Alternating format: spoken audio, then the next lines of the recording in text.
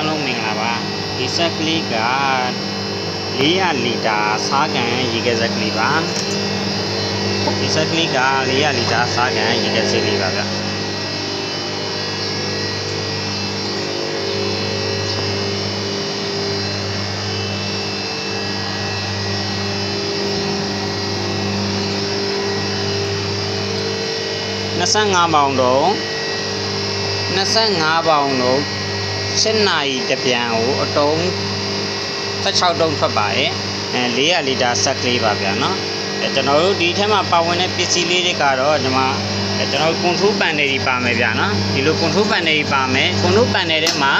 ကျွန်တော်တို့ဘရီကာတွေစိတ်ကတ်တွေပါမယ်နောက်အေးချိန်တွေကြည့်လို့ရမယ်တမ်ပရေချာတွေကြည့်လို့အေးချိန်တွေကြည့်လို့ရမယ်ဘိုးတွေကြည့်လို့ရမယ် MPI ကြည့်လို့ရမယ်ဒီဆက်ကလေးရဲ့ထူးခြားကြဒီကကျွန်တော်ဒါတိုင်းမောင်းထားတာ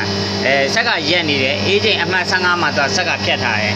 ကျွန်တော်အချိန်မှာအလန်းလေးပါဗျအလန်းနှိပ်ထားတယ်ဆိုရင်အလန်းလည်းပါဗျနော်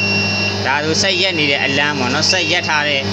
ရက်နေတယ်ဆိုရင်အလန်းတွေပါပြီးသွားလို့အလန်းပိတ်လို့လည်းရတယ်အလန်းဖွင့်လို့လည်းရတယ်ဗျနော်ဒါဆိုရင်ကျွန်တော်စားမွေမော်တာပါဒါနော်စားမွေမော်တာဒီဘက်ကတော့ကျွန်တော်အေးချိန်ဖွင့်ပိတ်ပါဗျနော်ကွန်မစာအဖွင့်ပိတ်ပါဗျကွန်စာကျွန်တော်တို့မှာ3កောင်အားပါဗျကွန်စာ3កောင်အားပါ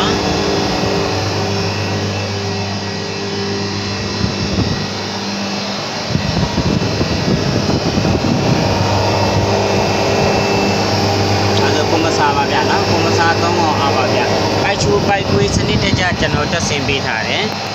3កောင်အားပါပိုက်ချိုပိုက်ကွေးစနစ်တကျကျွန်တော်တက်ဆင်ပေးထားတယ်နောက်ပြီးတော့ဒီဆက်ကလေးမှာ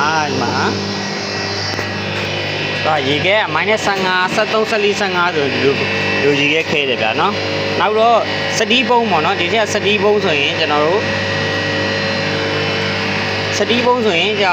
1.2 မီလီအထူရှိတယ်စတီးပန်းနေနဲ့ကျွန်တော်ဒီကြစနစ်တကျလေးလုပ်ပေးထားရဗျာနော်စတီးပန်းနေကြဒါစားမှုမော်တာလေးကျွန်တော်စားမှုမော်တာဇောက်ထုပေါ့နော်မော်တာဇောက်ထုကျွန်တော်တက်ဆင်ပေးထားတယ်